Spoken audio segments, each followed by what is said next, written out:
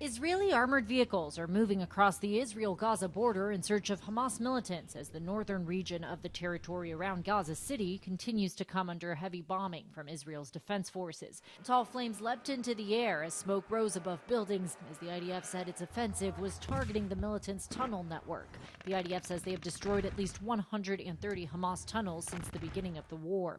Hamas releasing video it claims shows its fighters are still firing rockets into Israel despite the Israeli ground offensive. Meanwhile, thousands of Palestinians continue to head south, trying to flee the fighting.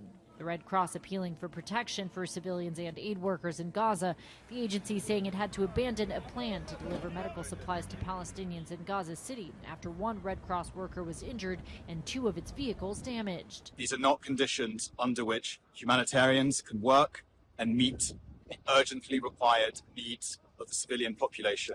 Many, including President Biden, are calling for a pause in the fighting so that more civilians can escape and additional hostages freed. But Secretary of State Antony Blinken, in Japan with his G7 counterparts, believes an immediate ceasefire would be counterproductive. The unacceptable result it would likely bring about.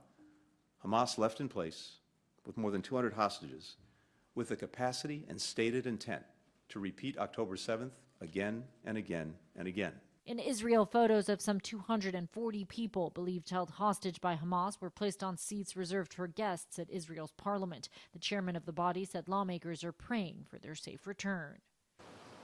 There are reports of negotiations to release roughly a dozen hostages in exchange for a 3-day humanitarian pause. But according to the reports, Israel won't accept just 10 to 15 hostages. They want at least 50 hostages to be released. Inez de la Cuetara, ABC News, Jerusalem.